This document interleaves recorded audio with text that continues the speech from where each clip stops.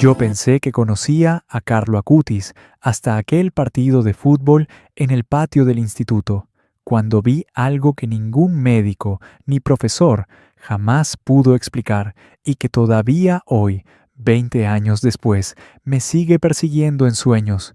Vi con mis propios ojos cómo un compañero dejó de respirar en medio del campo, cómo su piel se volvió azul, cómo el pánico absoluto se apoderó de todos nosotros, y vi cómo Carlo se acercó con esa calma imposible. Tocó el pecho del chico por apenas un segundo, y algo sucedió que desafía toda lógica, toda ciencia, toda explicación racional que he intentado construir durante 2 décadas para darle sentido a lo que presencié ese día. Mi nombre es Alessandro Martini. Tengo 32 años. Soy cardiólogo en el Hospital San Raffaele de Milán, Italia. Y la ironía no se me escapa. Dediqué mi vida entera a entender el corazón humano, a salvar vidas, a explicar científicamente lo que hace que un corazón se detenga y cómo hacerlo latir otra vez. Todo por lo que vi ese día de octubre de 2005 en el campo de fútbol detrás del Istituto delle Suore Marcelline. Todo porque un niño de 14 años llamado Stefano Neri cayó muerto frente a mí, y otro niño de 15 años llamado Carlo Acutis hizo algo que ningún libro de medicina puede explicar. Y créeme, he leído todos los libros buscando respuestas que sé que nunca encontraré en páginas impresas. Déjame llevarte de vuelta. Octubre de 2005. Yo tenía 12 años. Carlo tenía 15. Éramos compañeros en el mismo instituto, aunque él estaba 3 años adelante de mí. Y si me preguntas cómo era Carlo antes de ese día, antes de que todo cambiara, te diría que era el chico más extrañamente normal y extraordinariamente diferente que jamás conocí. Esa es la única forma de describirlo. Por fuera, completamente ordinario. Sudadera azul gastada que usaba casi todos los días. Jeans simples, zapatillas Nike que habían visto mejores tiempos. Nada que lo hiciera destacar físicamente, pero había algo en él, algo en sus ojos, algo en la forma en que se movía por el mundo que te hacía sentir que estabas en presencia de alguien especial, incluso si no podías explicar exactamente por qué. Los recreos en nuestro instituto eran caóticos y hermosos de la forma en que solo los recreos escolares pueden serlo. 200 chicos liberados de aulas por 20 minutos, corriendo hacia el patio trasero, donde habíamos marcado un campo de fútbol improvisado, con mochilas como porterías y líneas dibujadas con tiza que se borraban y redibujaban cada semana.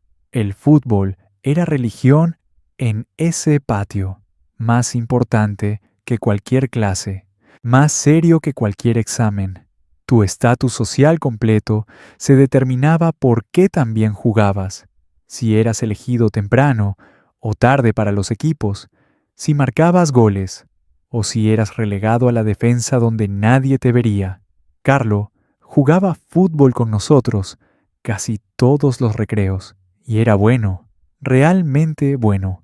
Tenía ese control del balón que algunos chicos pasaban años intentando desarrollar, pero que parecía venir naturalmente a él. Podía driblar pas 2, 3 defensores con movimientos que parecían coreografiados, pero que sabías que improvisaba en el momento. Tenía un tiro preciso que encontraba esquinas de las porterías improvisadas que el resto de nosotros ni siquiera veíamos. Pero aquí está la cosa extraña.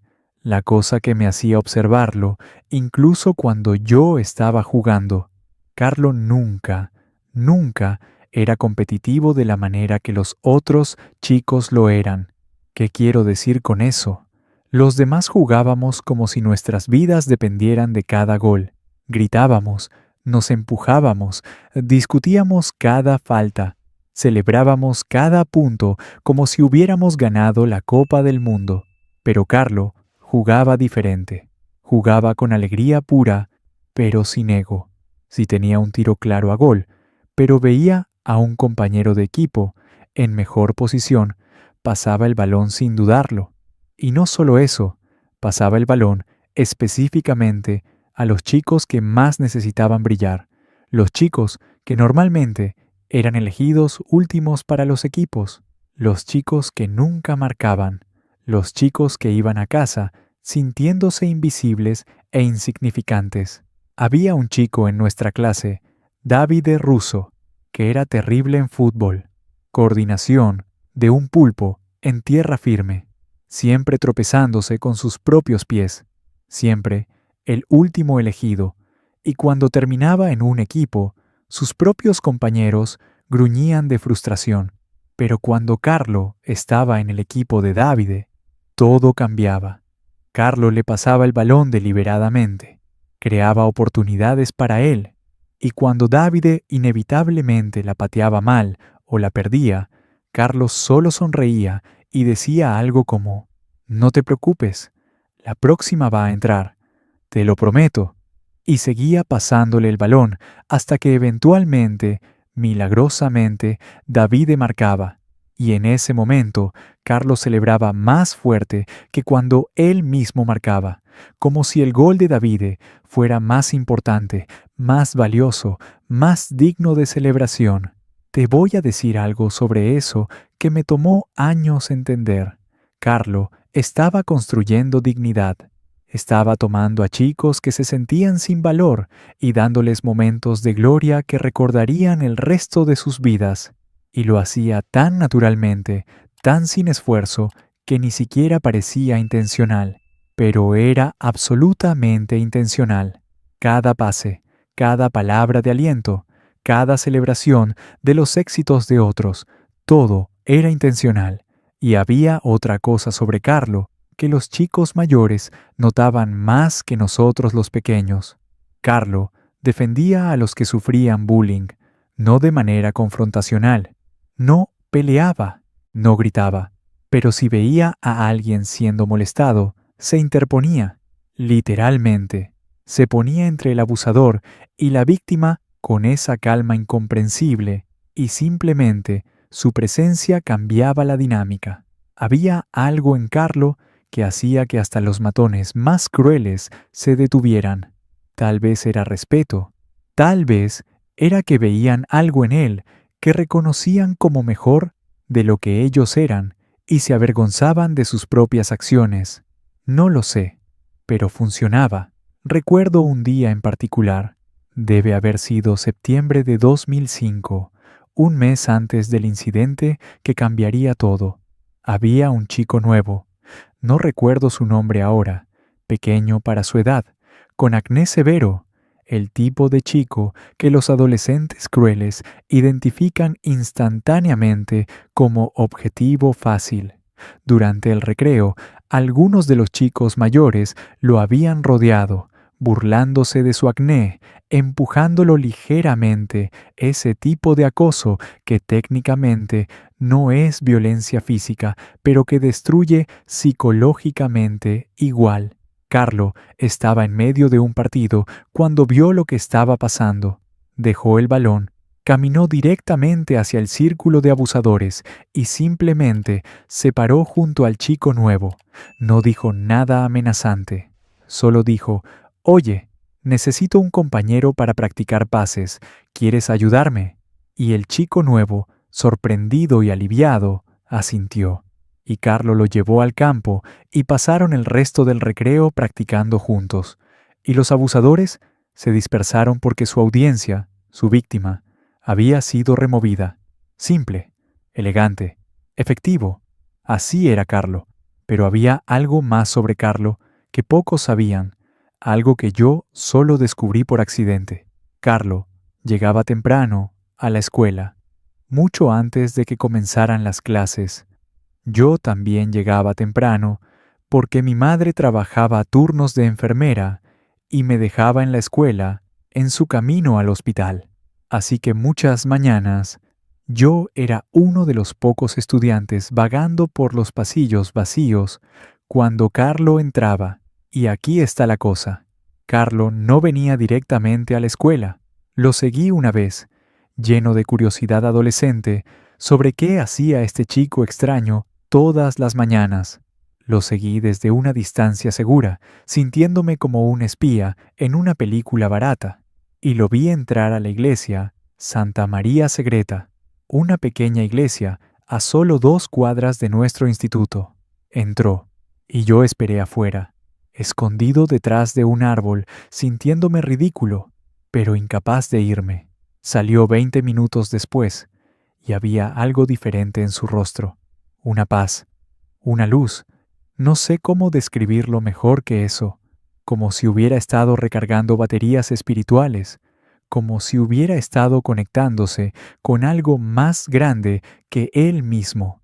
Y entonces caminaba a la escuela, con su mochila desgastada y sus zapatillas Nike, listo para otro día. Eventualmente le pregunté directamente. Una mañana cuando nos encontramos en el pasillo vacío antes de clases, simplemente solté la pregunta sin pensar. Carlo, ¿por qué vas a la iglesia todas las mañanas? Esperaba que se pusiera defensivo, que me dijera que me metiera en mis asuntos, pero en lugar de eso, sonrió. Esa sonrisa pequeña y pacífica que era completamente suya, y dijo algo que he recordado palabra por palabra durante 20 años, porque antes de enfrentar el día, necesito recordar por qué estoy aquí. Necesito recordar que nada de esto, la escuela, los exámenes, incluso el fútbol que amo, nada de eso es el propósito final. El propósito es amar, es servir, es llevar luz donde hay oscuridad. Y si empiezo mi día recordando eso, todo lo demás encuentra su lugar. Tenía 12 años cuando me dijo eso, y honestamente no lo entendí completamente. Sonaba como algo que un sacerdote diría, no un chico de 15 años que jugaba fútbol y navegaba Internet y hacía todas las cosas normales que los adolescentes hacen, pero lo guardé en algún lugar profundo de mi mente. Y años después, cuando la vida se volvió complicada y oscura de las formas en que inevitablemente se vuelve, esas palabras regresaban a mí. El propósito es amar, es servir, es llevar luz. También descubrí que Carlo tenía un ritual antes de los partidos de fútbol. Esto lo supe porque jugábamos juntos en el equipo de la escuela, no solo en los recreos informales. El instituto tenía un equipo que competía contra otras escuelas católicas en Milán. Yo era el jugador más joven en el equipo, porque era razonablemente bueno, y porque nuestro entrenador, el profesor Conti, creía en dar oportunidades a chicos que mostraban dedicación, incluso si eran pequeños. Antes de cada partido, mientras el resto del equipo estaba en el vestuario bromeando, poniéndose nerviosos, escuchando música, Carlo desaparecía, solo por 5 minutos, pero siempre desaparecía. Y un día lo seguí otra vez, porque aparentemente no podía dejar de seguir a Carlo como algún tipo de detective amateur. Lo seguía fuera del vestuario, alrededor del costado del edificio, a un pequeño espacio entre 2 paredes donde nadie normalmente iba. Y lo vi arrodillarse, ahí, en el suelo sucio, con su uniforme de fútbol. Carlos se arrodilló y oró. No pude escuchar las palabras. No quise acercarme más y violar ese momento privado más de lo que ya lo estaba haciendo al observar. Pero vi sus labios moviéndose, vi sus manos juntas, vi esa concentración absoluta en su rostro. Y después de unos minutos se levantó, se sacudió el polvo de las rodillas y regresó al vestuario como si nada hubiera pasado, listo para jugar, listo para competir, pero habiendo primero conectado con algo más profundo que el juego mismo. Le pregunté sobre eso también, eventualmente. Carlo, ¿por qué rezas antes de los partidos? No tiene sentido, es solo fútbol. Y él me miró con esos ojos oscuros y tranquilos y dijo, Alessandro, Nada es solo nada. Cada momento es una oportunidad para honrar a Dios.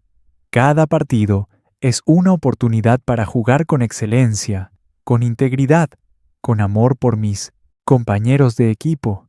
Y necesito recordar eso antes de empezar. Necesito pedir ayuda para ser la mejor versión de mí mismo, no para ganar necesariamente, sino para jugar de la manera correcta. ¿Qué harías si un chico de 15 años te dijera algo así? Yo me burlé suavemente, porque eso es lo que los niños de 12 años hacen cuando se enfrentan con algo que no entienden completamente. Pero también lo admiré profundamente, porque Carlo vivía lo que creía. No solo hablaba sobre amor y servicio y excelencia, lo hacía cada día, en formas grandes y pequeñas, en formas que la mayoría de la gente nunca notaba, pero que cambiaban todo para las personas que eran vistas, ayudadas, elevadas por él. Entonces llegó octubre de 2005, el mes que dividiría mi vida en dos partes distintas, antes de ese día en el campo y después. Nuestra escuela estaba organizando un campeonato interno, 4 equipos divididos por año escolar, jugando una serie de partidos eliminatorios. La final sería entre el equipo ganador de los años menores contra el equipo ganador de los años mayores. Era el evento deportivo más importante del año escolar, más importante que cualquier partido contra otras escuelas porque este era interno, era entre nosotros, era donde se determinaban jerarquías sociales para el resto del año. Yo estaba en el equipo de los años menores. Carlo estaba en el equipo de los años mayores. Y ambos equipos ganamos nuestras rondas preliminares, lo que significaba que jugaríamos uno contra el otro en la final. Carlo contra mí. Bueno, no directamente. Había otros 20 chicos en el campo también, pero esa era la narrativa emocionante que todos construían. El chico prodigio de 12 años contra el jugador gentil de 15 años. David contra Goliat, aunque Carlo era probablemente el menos Goliat que alguien podría ser.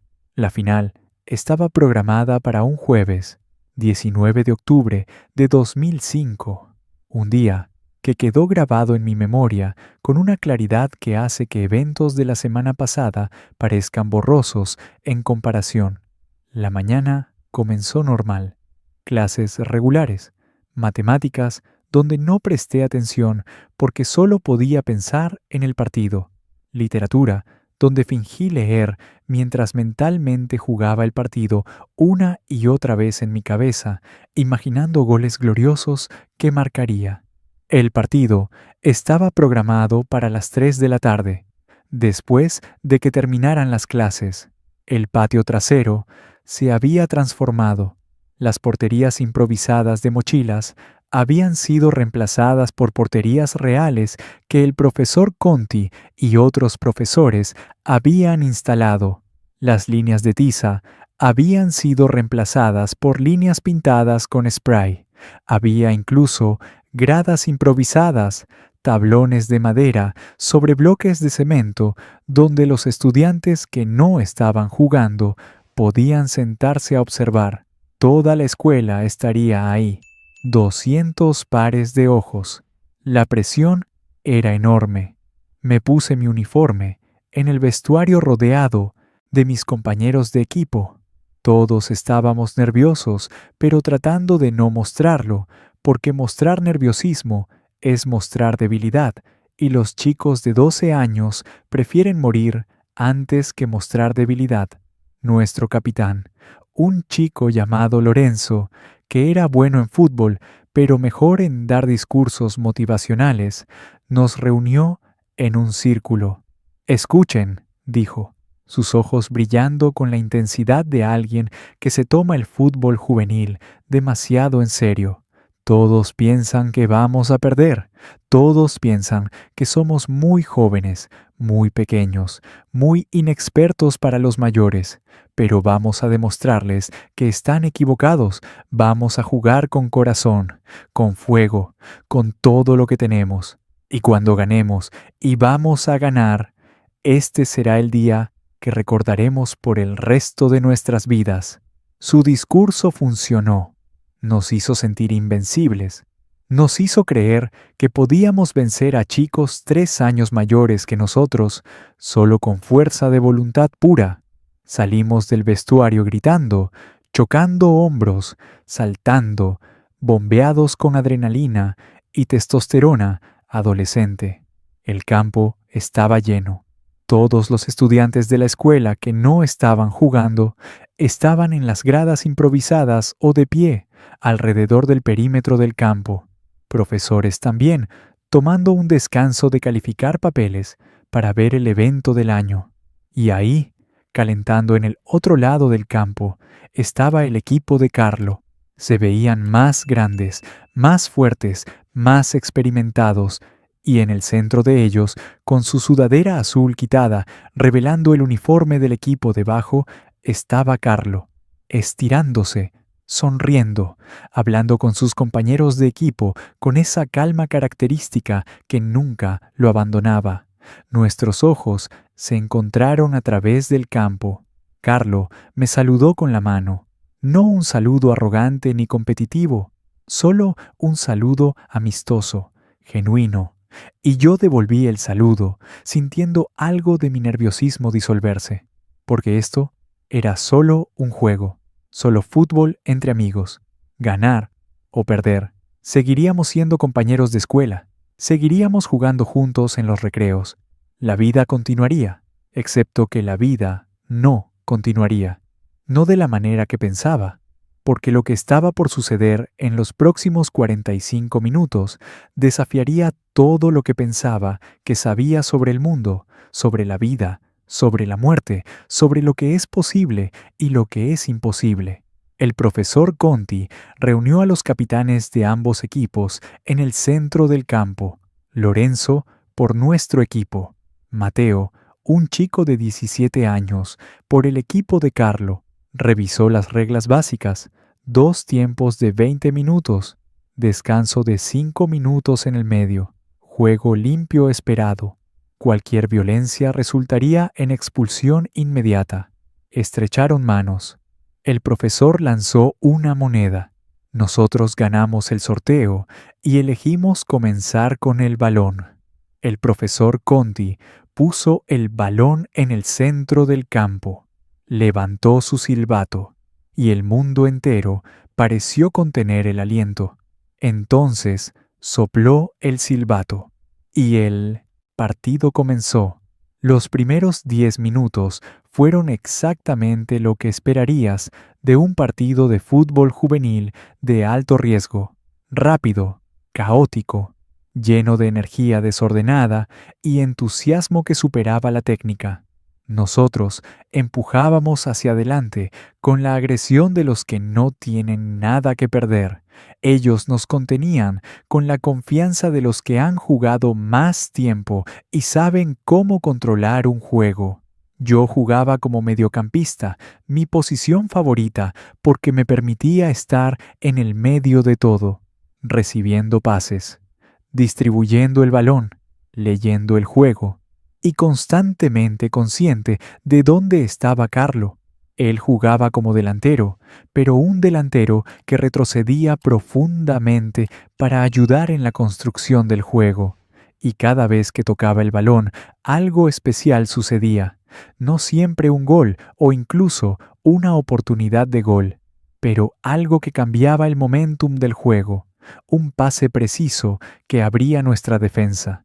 Un regate que sacaba a 2 de nuestros defensores de posición. Una carrera que creaba espacio para sus compañeros de equipo. En el minuto 12, Carlo marcó. Una jugada hermosa que comenzó con un pase largo desde su defensa.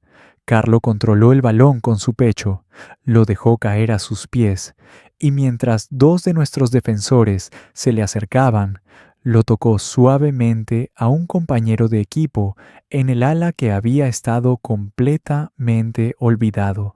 El compañero de equipo centró y Carlo, quien había continuado su carrera después del pase, estaba perfectamente posicionado para conectar el centro con su cabeza. El balón voló past nuestro portero hacia la esquina superior de la red. 1-0. Las gradas explotaron. El equipo de Carlo celebró, y Carlo, en medio de toda la celebración, buscó al compañero de equipo que había hecho el centro y lo abrazó primero. «Ese fue tu gol», escuché que Carlo le decía. «Esa carrera, ese centro perfecto. Gracias». ¿Qué tipo de persona marca un gol importante y su primera reacción es agradecer al que hizo la asistencia? Ese era Carlo, siempre viendo a otros, siempre elevando a otros, incluso en sus propios momentos de éxito. Nosotros peleamos de vuelta. Lorenzo marcó en el minuto 17 con un tiro de larga distancia que sorprendió a todos, incluyendo probablemente a Lorenzo mismo. 1-1. El partido estaba empatado. Las gradas se volvieron locas otra vez, y ahora el juego se volvió más intenso, más físico, porque ningún equipo quería entrar al descanso abajo en el marcador. Y entonces sucedió. Minuto 19. Apenas un minuto antes del descanso del medio tiempo. Un momento que reproduciré en mi mente todos los días por el resto de mi vida. Un momento que me persigue en sueños. Un momento que me llevó a convertirme en cardiólogo porque necesitaba entender, necesitaba encontrar explicación científica para lo inexplicable. Stefano Neri era el centrocampista central del equipo de Carlo, un chico de 14 años, delgado, atlético, con un gran corazón en más de un sentido, siempre sonriendo, siempre con energía interminable, el tipo de chico que jugaría fútbol desde el amanecer hasta el anochecer si se lo permitieran. No era el jugador más talentoso técnicamente, pero compensaba con puro esfuerzo y dedicación. Corría más que nadie, presionaba más duro, nunca se rendía en ninguna jugada. Marco estaba en el medio del campo, moviéndose para interceptar un pase que uno de nuestros defensores estaba intentando hacer. Era una jugada rutinaria, el tipo de jugada que sucede 100 veces en cada partido. Nada dramático, nada peligroso, solo Marco corriendo hacia el balón, preparándose para robarlo. Y entonces, sin advertencia, sin contacto con ningún otro jugador, sin ninguna razón visible, Marco se detuvo. Se quedó completamente quieto por un segundo. Sus manos fueron a su pecho. Su rostro, que había estado rojo del esfuerzo, se volvió pálido, mortalmente pálido. Y entonces cayó. No tropezó, no se resbaló. Cayó, como si las cuerdas que sostenían una marioneta hubieran sido cortadas. Cayó hacia adelante, sus manos ni siquiera extendiéndose para amortiguar la caída, y golpeó el suelo con un sonido horrible y hueco que escuché desde 30 metros de distancia. Por un momento, nadie reaccionó. Pensamos que se había tropezado, que había pisado mal, que se levantaría riéndose de sí mismo, avergonzado por la caída torpe, pero no se levantó, no se movió. Yacía boca abajo en el pasto, completamente quieto, en una posición que se veía toda wrong, toda antinatural. Entonces alguien gritó. No recuerdo quién. Tal vez fue uno de sus compañeros de equipo. Tal vez fue alguien en las gradas. Pero ese grito rompió el hechizo de shock y de repente todos estábamos corriendo.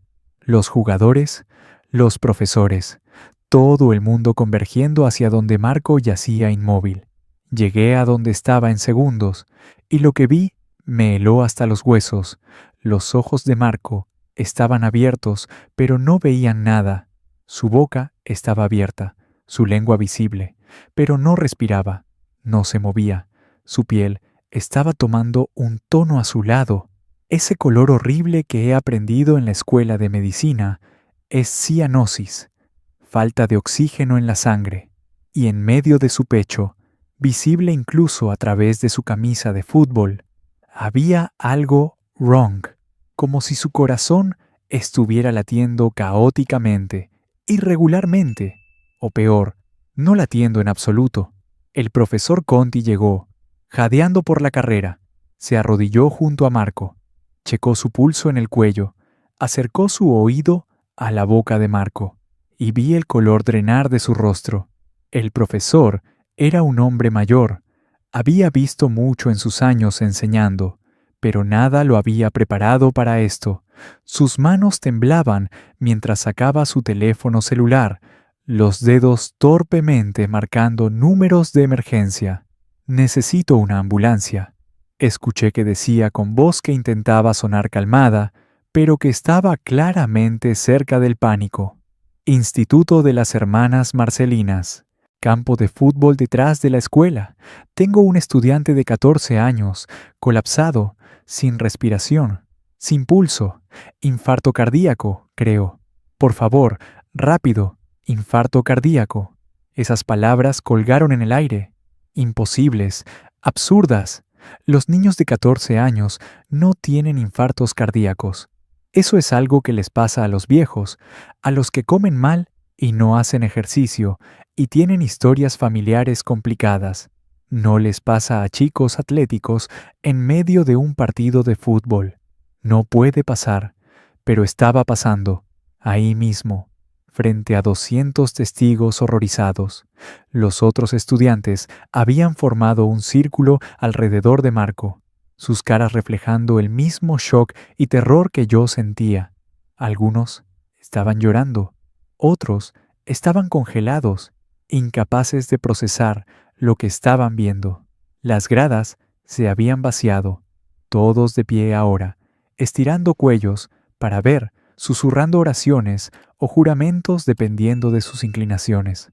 El profesor Conti empezó con presiones torácicas. Había tomado un curso de primeros auxilios aparentemente, porque sabía la posición correcta, el ritmo correcto, empujando duro y rápido en el centro del pecho de Marco. 1, 2, 3, 4, contando en voz alta, tratando de hacer que el corazón de Marco latiera manualmente, ya que no lo estaba haciendo por sí mismo. Sudor corría por la cara del profesor. Sus brazos estaban temblando del esfuerzo, y Marco no estaba respondiendo. Su piel se volvía más azul. Sus ojos permanecían vacíos. Y entonces, a través del horror y el caos y los gritos, vi a Carlo.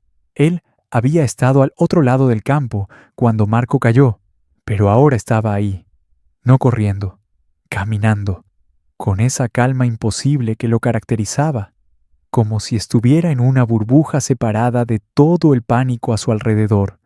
Los otros jugadores estaban gritando, llorando, congelados en shock, pero Carlo se movía con propósito, con certeza, como si supiera exactamente qué hacer.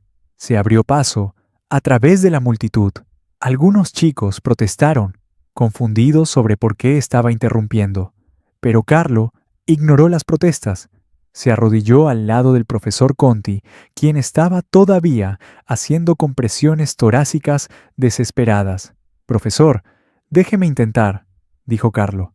Su voz era calmada, firme, sin rastro del pánico que tenía a todos los demás en su garra.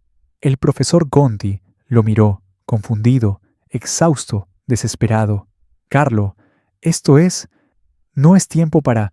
La ambulancia viene». Y entonces, como si reconociera algo en los ojos de Carlo, algo que no podía nombrar, pero que le decía que confiara, el profesor se hizo a un lado. Carlo se posicionó sobre Marco, y aquí es donde mi memoria se vuelve extraña, donde los detalles se vuelven surrealistas de la manera que solo los momentos traumáticos pueden ser. Porque juro sobre todo lo que es sagrado, que lo que vi a continuación no debería haber sido posible. Carlo puso su mano derecha en el centro del pecho de Marco. No, empezó con presiones. No checó el pulso, solo puso su mano ahí, suavemente, como si estuviera sintiendo algo que el resto de nosotros no podíamos sentir. Su mano izquierda se movió a su propio pecho, sobre su propio corazón, y sus ojos se cerraron. Sus labios se movieron, silenciosamente, o tal vez no completamente silencioso, tal vez estaba susurrando, pero con todo el caos alrededor no podía escuchar las palabras. Pero vi sus labios moverse, vi la concentración absoluta en su rostro. Vi algo en ese momento que no puedo describir adecuadamente, incluso ahora, 20 años después, con un vocabulario expandido por años de educación médica. Vi algo como luz, no luz física, nada que las cámaras hubieran captado si hubiera habido cámaras, pero algo en el espacio alrededor de Carlo y Marco parecía cambiar, parecer más brillante, más cargado, más vivo. El momento duró tal vez 10 segundos, tal vez 20. El tiempo se volvió extraño y elástico. Y entonces Carlo abrió sus ojos, quitó su mano del pecho de Marco y se sentó hacia atrás. Y Marco aspiró. No fue una respiración pequeña o gradual. Fue una inhalación masiva, desesperada. El tipo de respiración de alguien que ha estado bajo el agua demasiado tiempo y finalmente rompe la superficie. Su espalda se arqueó, sus pulmones se llenaron, y entonces tosió, un sonido horrible y áspero pero hermoso, porque significaba que estaba vivo, estaba respirando, estaba de vuelta. El color empezó a regresar a su piel, el azul mortal, recediente, reemplazado por un rosa saludable. Sus ojos, que habían estado vacíos y sin vida, parpadearon y enfocaron. Miró alrededor, confundido, desorientado, claramente sin idea de qué había pasado o dónde estaba. ¿Qué pasó?, murmuró con voz débil. ¿Por qué están todos mirándome? El silencio que siguió fue absoluto. 200 personas conteniendo el aliento colectivamente, porque lo que acabábamos de presenciar era imposible. Los corazones que se detienen no simplemente vuelven a latir porque alguien pone una mano sobre ellos. Los niños que han estado sin oxígeno el tiempo suficiente para que su piel se vuelva azul no simplemente despiertan sin daño cerebral. Eso no es cómo funciona la biología. Eso no es cómo funciona nada. Y sin embargo, había sucedido. Marco estaba sentándose ahora, ayudado por el profesor Conti, que estaba llorando abiertamente, sin avergonzarse de sus lágrimas. Marco estaba vivo, estaba consciente, estaba hablando, como si los últimos 2 o 3 minutos, cuando su corazón se había detenido y su cerebro había estado privado de oxígeno, simplemente no hubieran sucedido.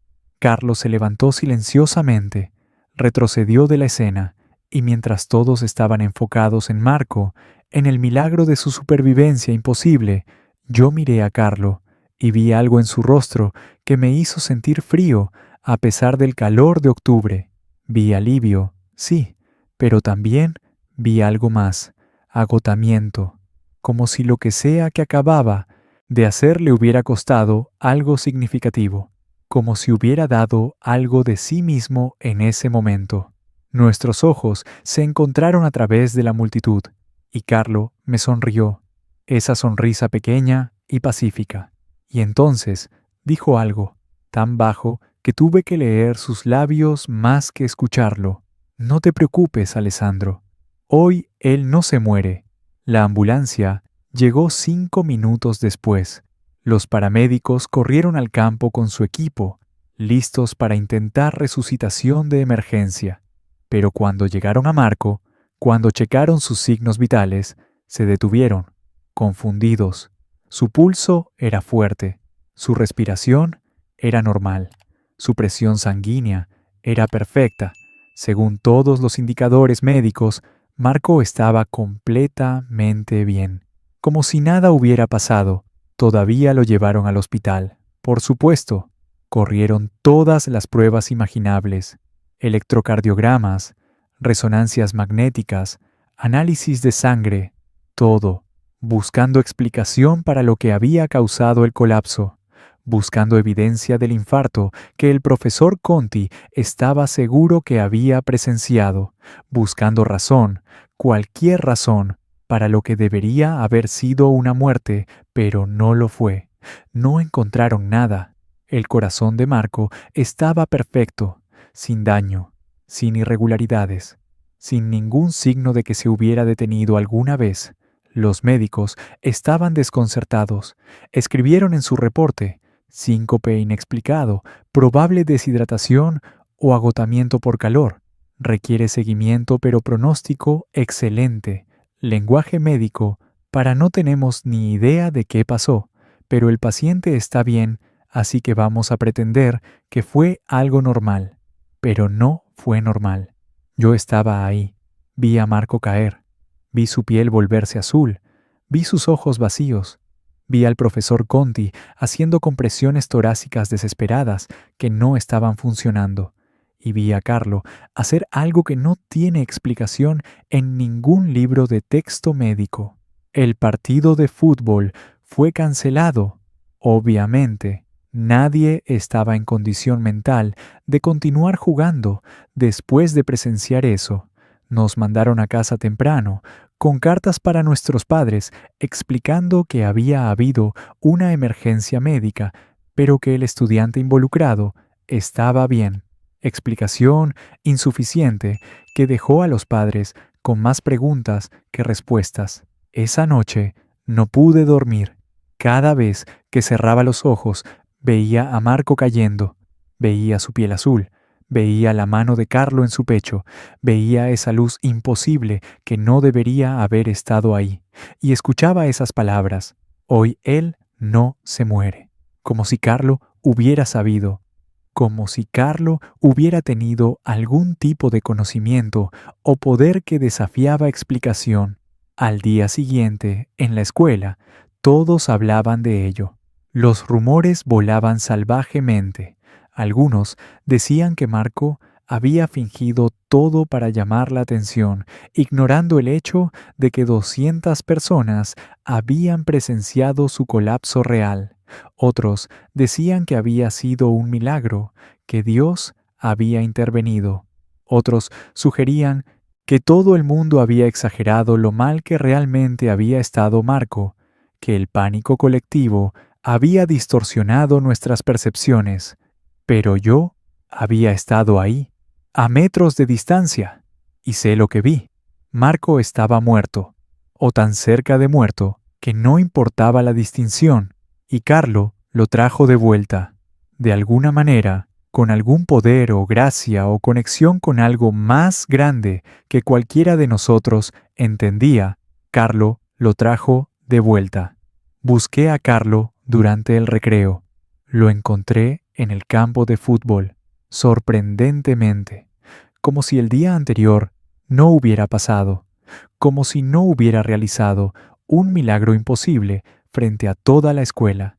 Estaba haciendo trucos con el balón, manteniéndolo en el aire con toques delicados, completamente en paz.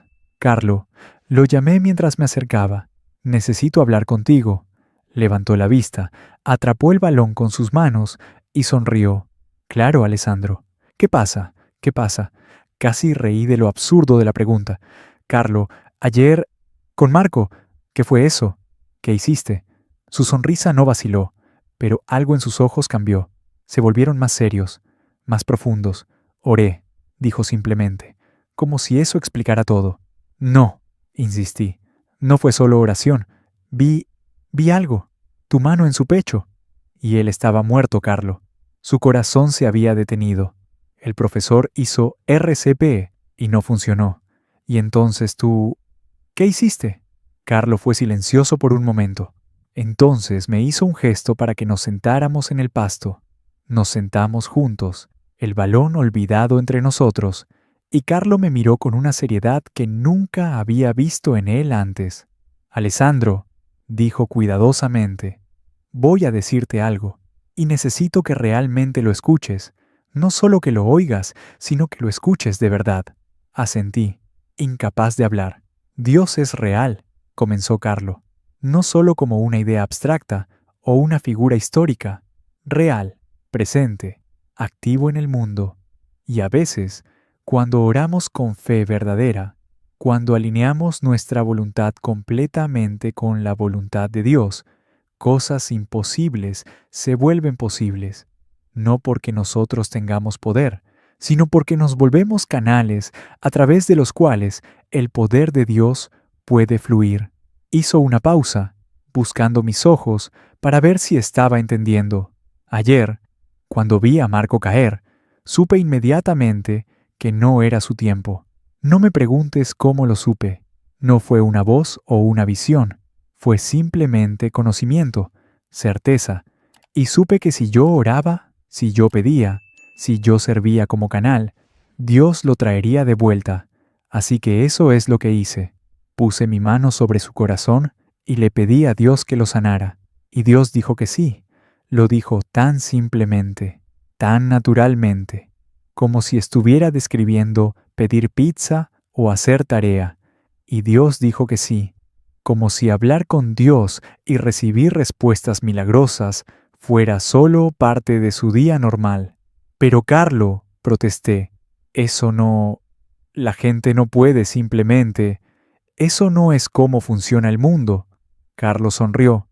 No es cómo funciona el mundo que tú conoces, pero el mundo es mucho más grande, mucho más misterioso, mucho más lleno de posibilidad de lo que la mayoría de la gente se permite creer. Jesús dijo que si tenemos fe del tamaño de un grano de mostaza, podemos mover montañas. No estaba hablando metafóricamente, estaba hablando de realidad literal. El problema es que casi nadie tiene ni siquiera esa pequeña cantidad de fe real. Pero tú sí, dije. No era una pregunta. Estoy intentando, respondió Carlo. Cada día, cada oración, cada misa. Estoy intentando crecer en fe, crecer en amor, crecer en conexión con Dios, y a veces, cuando realmente lo necesito, cuando alguien más realmente lo necesita, Dios me deja ser parte de algo milagroso. Pero no soy yo quien lo hace, Alessandro. Nunca soy yo. Siempre es Él. Nos sentamos en silencio por un momento, yo procesando lo que acababa de escuchar, Carlos simplemente estando presente, paciente, dejándome luchar con conceptos que eran demasiado grandes para mi cerebro de 12 años. Finalmente, pregunté la pregunta que me había estado quemando desde el día anterior. Carlo, ¿cómo supiste? Cuando me miraste y dijiste, hoy él no se muere. ¿Cómo lo sabías? Carlo miró hacia el cielo, como si estuviera buscando las palabras correctas en las nubes. A veces, dijo lentamente, cuando estás cerca de Dios, cuando pasas tiempo en su presencia, empiezas a sentir cosas, saber cosas. No del todo claramente, no como una línea telefónica directa, pero como intuiciones profundas, certezas que no tienen explicación lógica, pero que sabes que son verdaderas. Hizo una pausa, bajó su mirada para encontrar la mía. Sabía que Marco no iba a morir, porque sentí que Dios me estaba diciendo que tenía trabajo que hacer con él, que Marco tiene un propósito, una vida que vivir, personas a las que amar y servir, y que yo era la herramienta que Dios usaría para asegurar que Marco llegara a cumplir ese propósito. Así que no era yo salvando a Marco, era Dios salvando a Marco. Yo solo tuve el privilegio de ser parte de eso. ¿Qué dices cuando alguien te dice algo así?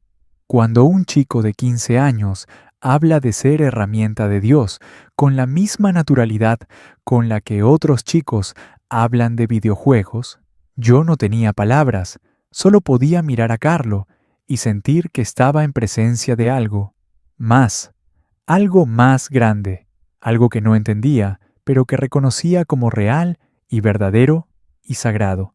¿Vas a contar a alguien?, preguntó Carlo. ¿Sobre lo que viste? ¿Sobre esta conversación? Sacudí mi cabeza. No lo sé. ¿Quién me creería? Carlos sonrió. Exactamente. Por eso no me preocupa. La mayoría de la gente encontrará explicaciones racionales para lo que vieron. Deshidratación, pánico colectivo, exageración. Dejarán que sus mentes convenzan a sus corazones de que no presenciaron un milagro. Es más fácil así, más cómodo. Pero tú viste la verdad, Alessandro, y no puedes sin ver la verdad. Va a estar contigo por el resto de tu vida, y algún día, cuando estés listo, entenderás por qué se te permitió verla. Tenía razón. 20 años después, habiendo pasado por la escuela de medicina, habiendo presenciado cientos de muertes y resurrecciones y salvaciones médicas, todavía veo ese momento con una claridad que desafía el tiempo. Todavía veo la mano de Carlo en el pecho de Marco. Todavía siento ese cambio en el aire. Todavía sé, con una certeza, que ninguna cantidad de entrenamiento científico ha podido sacudir, que presencié algo que no debería haber sido posible, pero que fue absolutamente real. Marco regresó a la escuela una semana después, completamente bien, sin efectos posteriores. Los médicos le habían dado autorización completa, desconcertados pero aliviados de que no hubiera daño permanente, de lo que sea que había sucedido. Y la vida continuó. Los partidos de fútbol continuaron. Las clases continuaron. El mundo giró. Pero algo había cambiado. Los estudiantes que habían estado ahí ese día miraban a Carlo diferentemente. No abiertamente. No discutían el milagro en conversaciones normales, porque eso habría sido demasiado extraño, demasiado vulnerable. Pero había un respeto, un reconocimiento, como si todos supieran que Carlo era especial de maneras que no podían articular, pero que sentían profundamente. Y Carlo continuó siendo Carlo, jugando fútbol con alegría, ayudando a los chicos que necesitaban ayuda, yendo a misa cada mañana antes de la escuela, trabajando en su sitio web de milagros eucarísticos, siendo una luz silenciosa y constante en nuestra escuela. Yo pasé más tiempo con él después de ese día, buscando activamente su compañía, queriendo entender más, queriendo absorber algo de lo que sea que él tenía. Y Carlo, generoso como siempre, me permitió entrar. Me habló sobre su fe, sobre la Eucaristía y cómo era verdaderamente el cuerpo y la sangre de Cristo, sobre los milagros que había catalogado en su sitio web, hostias que sangraban, que se preservaban durante siglos sin descomponerse, que desafiaban explicación científica. Me mostró su sitio web un día después de clases.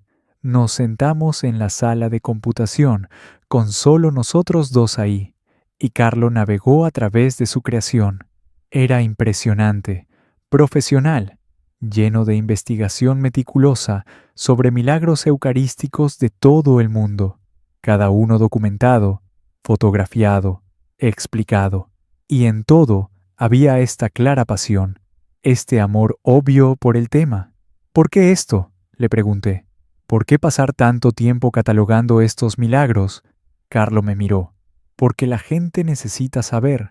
Necesitan saber que Dios es real, que los milagros son reales, que el mundo es más misterioso y más hermoso de lo que piensan.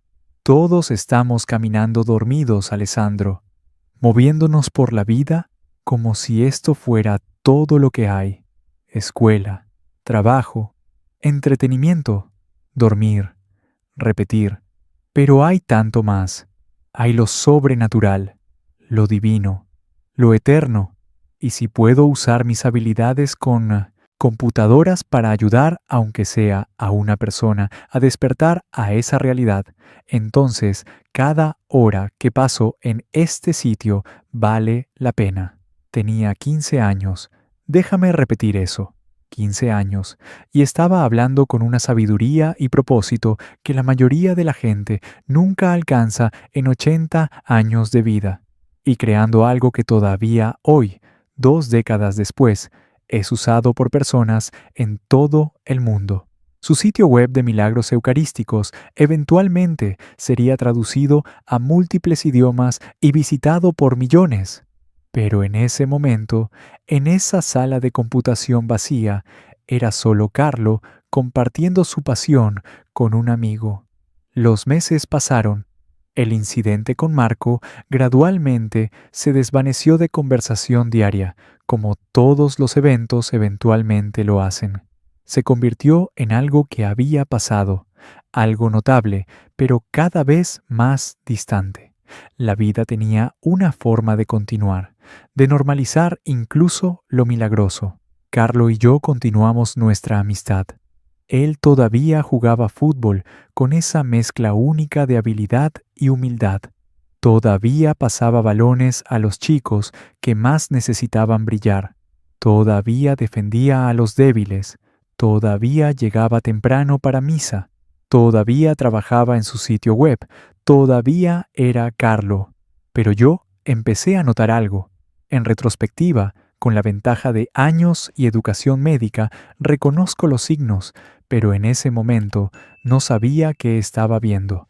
Carlo se veía cansado a veces, más de lo que un chico de 15 años debería verse. Tenía ocasionalmente esa palidez que había aprendido a asociar con enfermedad, y una vez o dos lo vi tocando su propio pecho de la manera que había tocado el pecho de Marco, como si estuviera sintiendo algo que no le gustaba lo que sentía. Pero nunca se quejó, nunca faltó a la escuela, nunca dejó que lo que sea que estaba sintiendo lo ralentizara, y porque era joven y egoísta en la forma que todos los niños son egoístas, no hice las preguntas que debería haber hecho. No presioné cuando probablemente debería haberlo hecho. Simplemente asumí que Carlo, invencible Carlo, que resucitaba muertos con una oración, estaría bien. Entonces llegó octubre de 2006, 12 meses exactos después del milagro con Marco, y todo cambió otra vez, pero esta vez de una manera que no podría ser deshecha con oración o fe o milagros. Carlo faltó a la escuela un lunes, inusual, pero no alarmante. Tal vez estaba enfermo, con un resfriado, tal vez había una emergencia familiar. Faltó el martes también, y el miércoles, y para el jueves los rumores estaban circulando. Carlo estaba en el hospital, algo serio. Cáncer, decían algunos. Leucemia, decían otros. Nadie sabía con certeza, pero todos estaban asustados. Yo estaba aterrorizado. El chico que había salvado a Marco, que irradiaba vida y luz y santidad, estaba enfermo, posiblemente muriendo. La ironía era cruel e incomprensible. ¿Por qué Dios permitiría que su herramienta más brillante se enfermara? Porque alguien, capaz de milagros, ¿no podría milagrosamente sanarse a sí mismo? Un grupo de nosotros organizamos una visita al hospital ese sábado. Yo, Marco, algunos otros chicos del equipo de fútbol. Nos vestimos bien, por respeto. Compramos flores, porque eso es lo que la gente hace cuando visita hospitales, incluso cuando somos chicos adolescentes que no tienen idea de etiqueta apropiada. Y fuimos al San Rafaele, el mismo hospital donde ahora trabajo 20 años después. La habitación de Carlo estaba en el ala de oncología. Ese solo detalle me dijo qué tan serio era. Oncología, cáncer, la enfermedad que mata.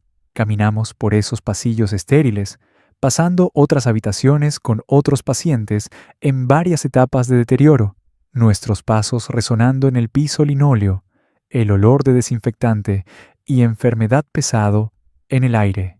Encontramos su habitación. La puerta estaba parcialmente abierta. Podíamos escuchar voces adentro, conversación baja. Toqué suavemente. Una mujer mayor abrió. la madre de Carlo. Reconocí su cara de haberla visto en eventos escolares. Tenía los ojos rojos de llorar, pero sonrió cuando nos vio. «Chicos», dijo con voz cálida, a pesar de su dolor obvio, «Carlo estará tan feliz de verlos. Adelante». Entramos, tímidos, asustados de lo que podríamos ver, y ahí estaba Carlo, en una cama de hospital, conectado a máquinas que pitaban y zumbaban, un útero en su brazo, su piel pálida, con ese tono ligeramente amarillento que ahora reconozco como signo de órganos luchando, pero sonriendo, por supuesto que sonriendo, porque era Carlo.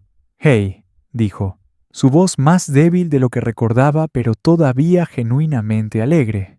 «Vinieron. Eso es genial». Nos apiñamos alrededor de su cama, incómodos, sin saber qué decir o cómo actuar. Le dimos las flores, murmuramos frases torpes sobre que se vea bien cuando obviamente no se veía bien. Y Carlo dejó que nuestra incomodidad fuera, esperando pacientemente hasta que nos asentáramos. Entonces, Marco habló. Marco, cuya vida Carlo había salvado exactamente un año antes. Su voz temblaba. «Carlo, vas a estar bien, ¿verdad? ¿Los médicos pueden arreglarte?» Carlo miró a Marco con tal ternura. «Voy a estar perfecto, Marco. No de la manera que piensas, no de la manera que quieres, pero voy a estar perfecto». No entendí lo que quería decir entonces. Ahora sí. Carlo sabía que se estaba muriendo. Sabía que esta enfermedad, leucemia fulminante, era la que lo llevaría, y estaba en paz con eso de una manera que ninguno de nosotros podía comprender. Pasamos una hora con él. Carlo nos preguntó sobre la escuela, sobre el fútbol, sobre nuestras vidas, como si su propia muerte inminente fuera menos importante que nuestras preocupaciones triviales de adolescentes. Nos contó sobre su habitación de hospital como si fuera una aventura. Bromeó con las enfermeras que entraban a chequear sus signos vitales. Hizo que todos se sintieran mejor, incluso cuando él era el que estaba sufriendo. Y entonces, justo antes de que nos fuéramos, me llamó. «Alessandro, quédate un minuto más». Los otros se fueron, prometiendo volver pronto, prometiendo orar, prometiendo toda clase de cosas que los chicos prometen cuando están asustados. Y entonces era solo Carlo y yo. «Alessandro», dijo, su voz más seria ahora, «quiero que sepas algo. Lo que viste el año pasado, con Marco, eso fue real. No dejes que nadie te convenza de lo contrario. No dejes que tu futuro entrenamiento científico, porque sé que vas a estudiar medicina. Puedo verlo en cómo miras todo aquí. No dejes que ese entrenamiento te robe el sentido de asombro. El mundo es más grande que lo que la ciencia puede explicar. Dios es real. Los milagros son reales. Y fuiste testigo de uno porque necesitabas verlo. Necesitabas saber que hay más. «¿Cómo sabías que voy a estudiar medicina?», pregunté, asombrado. Carlos sonrió. «No lo sabía, pero ahora sí. Y es perfecto. Vas a ser un gran médico, Alessandro. Vas a salvar muchas vidas. Pero nunca olvides que hay algunos problemas que la medicina no puede resolver. Algunas sanaciones que requieren algo más. Mantén tu mente abierta. Mantén tu corazón abierto. Y cuando veas algo que no puedes explicar, no lo descartes. Celébralo». Estaba llorando ahora, lágrimas corriendo por mi cara de 12 años. «Carlo, no puedes morir. Te necesitamos. Haces tanto bien». Carlo extendió su mano. Tomé la mía. Su agarre era débil pero firme. «He hecho lo que vine a hacer», dijo simplemente. «He usado cada don que Dios me dio. He amado completamente. He servido fielmente. He señalado a tantas personas como pude hacia Él. Y ahora es mi turno de ir a casa. No estoy asustado, Alessandro. Estoy emocionado. Voy a ver a Jesús cara a cara. Voy a estar con María, voy a estar en presencia de la luz pura y el amor puro. No llores por mí, celebra conmigo, pero te voy a extrañar, susurré. Y yo te voy a estar cuidando, respondió. Yo y todos los santos. Te vamos a estar cuidando a ti y a Marco y a todos los que conocí. La muerte no es el final, Alessandro. Es solo el comienzo del siguiente capítulo, y el siguiente capítulo va a ser increíble. Carlo murió 5 días después, 12 de octubre de 2006. Tenía 15 años. Su funeral fue masivo. Cientos de personas llenando la iglesia. Estudiantes, profesores, sacerdotes, gente que había usado su sitio web, gente que él había ayudado de formas grandes y pequeñas, todos llorando, todos celebrando, todos sabiendo que habían estado en presencia de algo extraordinario. Yo estaba destrozado. Durante semanas después, caminaba en niebla. Iba a la escuela, pero no absorbía nada. Jugaba fútbol, pero sin alegría. El mundo se sentía más gris, más pequeño, más vacío sin Carlo en él. Pero lentamente, muy lentamente, algo comenzó a cambiar.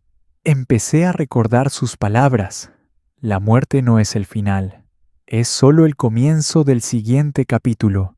Y empecé a ver señales, pequeñas cosas, coincidencias que se sentían demasiado perfectas para ser coincidencias, como la vez, 2 meses después de su muerte, cuando estaba luchando con si realmente debería estudiar medicina o seguir una carrera más lucrativa. Estaba caminando past la iglesia Santa María Segreta, la iglesia donde Carlo iba cada mañana, y algo me hizo entrar. No soy religioso, no iba a misa regularmente, pero algo me jaló. La iglesia estaba vacía, excepto por un sacerdote viejo en la parte frontal. Me senté en la última banca, solo sentándome, sin orar, sin saber qué estaba haciendo ahí, y el sacerdote, sin que yo dijera nada, se giró y caminó hacia atrás, hacia donde yo estaba. «¿Eres Alessandro, verdad?», preguntó. «Amigo de Carlo», asentí, sorprendido de que me conociera.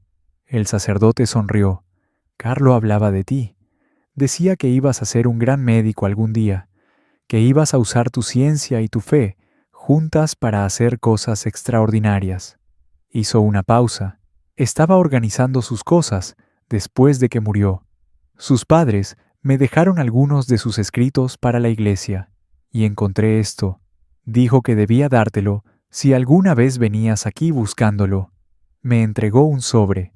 Mi nombre estaba escrito en la parte de afuera, en la escritura de Carlo. Con manos temblando, lo abrí. Adentro había una carta, breve, pero poderosa. «Alessandro, si estás leyendo esto, significa que me fui, y significa que estás luchando con qué hacer con tu vida. No luches, la respuesta está ahí en tu corazón. Estudia medicina, salva vidas, pero nunca olvides que hay más que medicina. Hay milagros, hay fe, hay Dios. Sé el puente entre la ciencia y lo divino.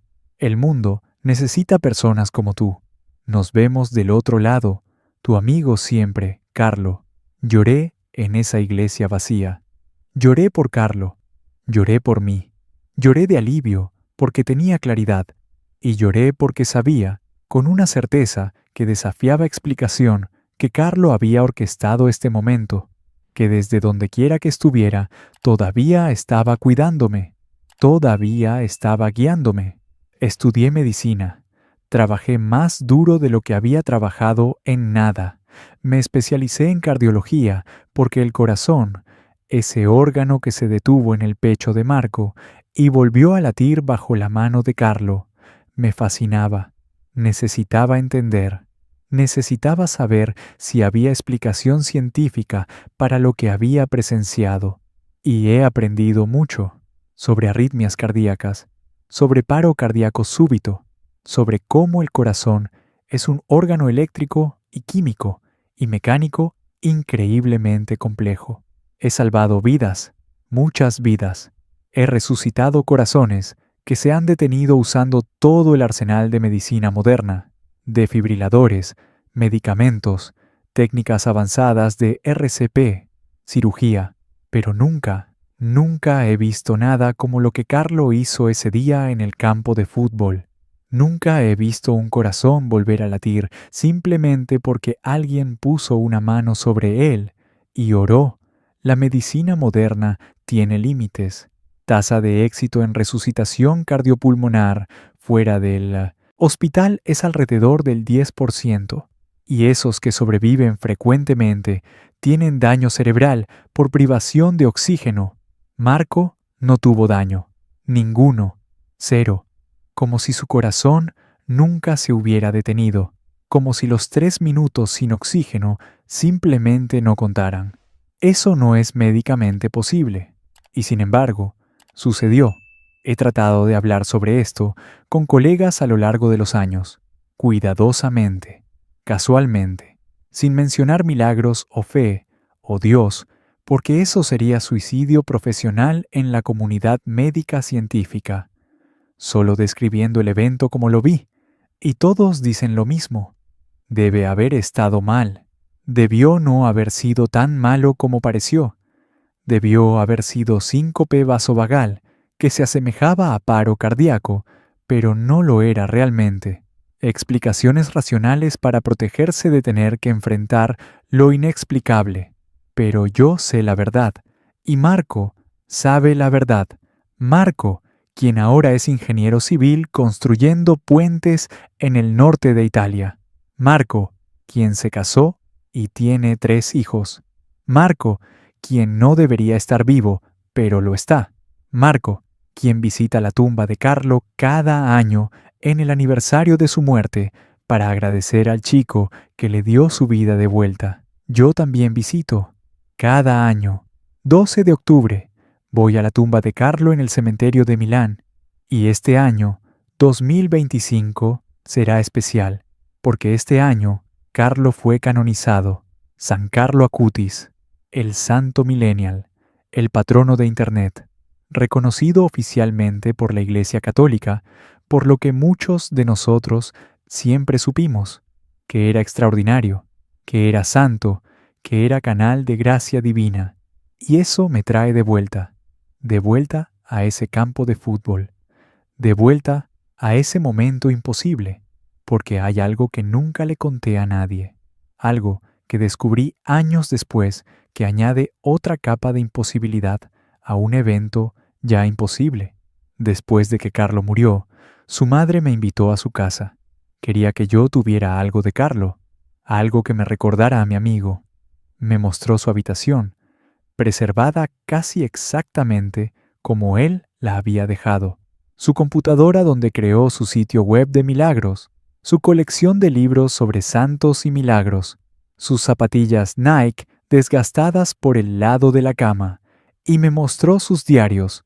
Carlo mantenía diarios, escritura diaria sobre su fe, sus experiencias, sus oraciones, y en uno de esos diarios, la madre de Carlo me mostró una entrada específica, fechada 19 de octubre de 2005, el día del partido de fútbol, el día que Marco casi murió. La entrada decía: «Hoy tuve que faltar al recreo.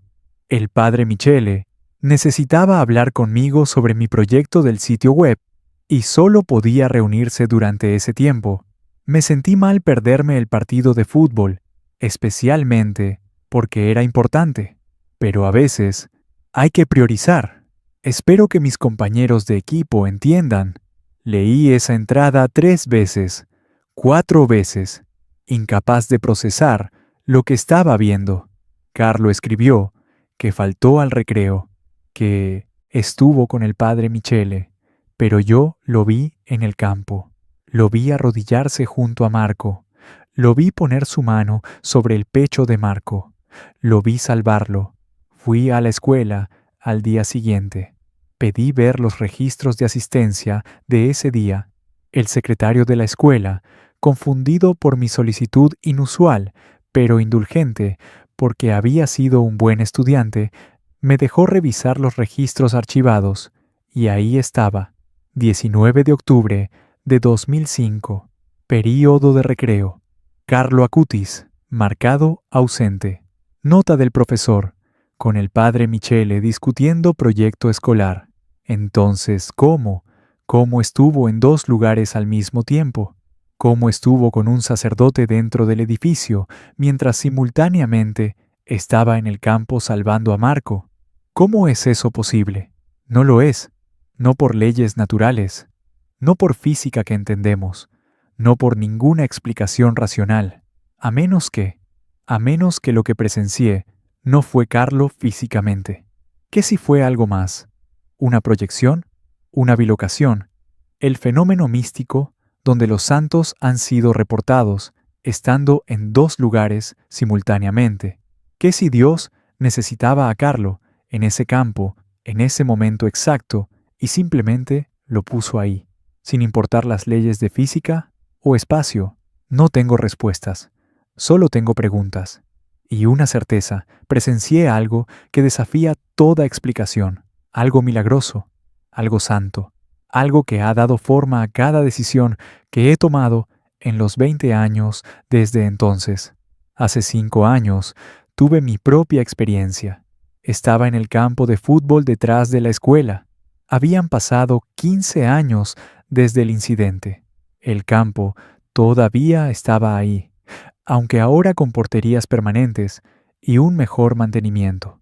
Había vuelto a Milán para una reunión de exalumnos y algo me atrajo a ese lugar. Era tarde en la noche. El campo estaba vacío, iluminado solo por lámparas de calle distantes, y me paré exactamente donde Marco había caído, exactamente donde Carlos se había arrodillado, y cerré mis ojos, y sentí algo, una presencia, una calidez, no física, sino espiritual, como si alguien estuviera ahí conmigo, como si Carlo estuviera de pie junto a mí, sonriendo con esa sonrisa pacífica, diciéndome sin palabras que todo estaba bien, que estaba orgulloso de mí, que el trabajo que estaba haciendo, salvando vidas, importaba. Abrí mis ojos. No había nadie. Por supuesto que no había nadie, pero la sensación persistió, y en el pasto a mis pies vi algo, una pequeña flor blanca, creciendo en el lugar exacto donde Marco había yacido, en medio de octubre, cuando no deberían haber flores, en un campo de fútbol donde no se supone que crezcan flores de todos modos. La recogí, la llevé a casa, la presioné entre las páginas de un libro, y todavía la tengo. Un pequeño recordatorio de que Carlo sigue ahí, sigue cuidándonos, sigue haciendo milagros pequeños para aquellos que tienen ojos para verlos. Marco y yo hablamos de ese día cada año cuando nos reunimos.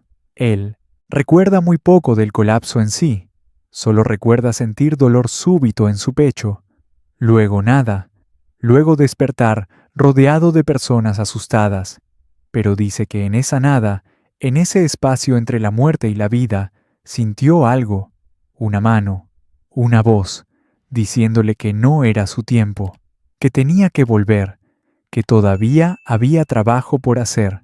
No era la voz de Carlo, me dijo, era algo más grande, pero de alguna manera sé que Carlo estaba ahí también, como un intermediario, como alguien abriendo una puerta y diciéndome que cruzara de vuelta. Así que aquí estoy. 20 años después, 32 años, cardiólogo, salvando vidas, pero nunca olvidando que hay límites a lo que la medicina puede hacer, que hay fuerzas en el universo que la ciencia no puede medir, que los milagros son reales. Y te pregunto, quien sea que estés escuchando esto, quien sea que haya llegado hasta el final de esta historia, ¿qué vas a hacer con esta información? ¿Vas a descartarla como superstición? ¿Vas a encontrar explicaciones racionales que protejan tu visión del mundo de tener que expandirse? ¿O vas a permitir la posibilidad de que el mundo es más misterioso, más maravilloso, más lleno de gracia divina de lo que pensabas? Porque Carlo era real, su milagro era real, su santidad Era real. Y si un chico de 15 años con zapatillas desgastadas y una sudadera azul puede ser canal de poder divino suficiente para resucitar muertos, ¿qué más es posible? ¿Qué otros milagros están esperando alrededor de esquinas que no esperamos? ¿Qué otra gracia está disponible si solo abrimos nuestros corazones a recibirla? San Carlo Acutis, ora por nosotros, ora por los que sufren, ora por los médicos que trabajan para salvar vidas, ora por aquellos que han presenciado milagros y luchan por reconciliarlos con su comprensión del mundo. Ora por todos nosotros mientras navegamos este hermoso, misterioso, imposible, maravilloso mundo. Y si alguna vez te encuentras en Milán, ve a ese campo de fútbol detrás del Instituto delle Suore Marcelline. Párate donde Marco cayó, donde Carlos se arrodilló, donde lo imposible se volvió posible. Y ve si sientes lo que yo sentí: presencia, calidez, amor, la sensación de que estás parado en tierra sagrada, donde el cielo tocó la tierra y nada fue igual después. Esta es mi historia, esta es mi testimonio, este es el milagro que presencié y que me persigue en sueños y que da forma a cada día de mi vida. Y ahora es tuya también. Haz con ella lo que quieras, pero por favor, no la olvides, porque Carlo no debe ser olvidado. Su vida, su muerte, sus milagros, todo significa algo, todo apunta hacia algo más grande. Y ahora que cuento esto, me pregunto si aquel milagro en el campo fue solo el comienzo, o si Carlo sigue cuidando a los jóvenes que jugamos con él, incluso hoy. Porque a veces, en momentos tranquilos, cuando estoy solo con mis pensamientos, siento esa mano otra vez, esa presencia, y sé que no estoy solo, que nunca he estado solo, que Carlo, ahora, San Carlo, todavía está ahí, todavía está guiando, todavía está orando, todavía está haciendo milagros para aquellos que tienen fe para verlos. Entonces, te pregunto, ¿has experimentado algo que no puedes explicar? ¿Algún momento donde lo imposible se volvió posible? ¿Alguna gracia que desafía razón? ¿Alguna presencia que sentiste pero no pudiste ver? Cuéntamelo, compártelo, porque estas historias necesitan ser contadas. Estos testimonios necesitan ser preservados. Y tal vez, solo tal vez, tu historia será la que ayude a alguien más a creer, a esperar, a abrir su corazón a la posibilidad de milagros. San Carlo Acutis, patrono de Internet, patrono de la juventud, patrono de aquellos que buscan llevar luz a la oscuridad, ruega por nosotros. Y gracias, gracias por ese día en el campo, gracias por salvar a Marco, gracias por salvarme a mí, no de muerte física, sino de muerte espiritual, de vivir una vida sin asombro, sin fe, sin la comprensión de que este mundo es mucho más de lo que parece. Nos vemos del otro lado, amigo, y cuando nos veamos, vamos a jugar fútbol otra vez. Y esta vez, voy a dejar que marques todos los goles que quieras, porque eres santo ahora, y supongo que los santos se merecen ganar de vez en cuando. Esta es mi historia, esta es mi verdad, este es mi milagro, y ahora es tuyo también.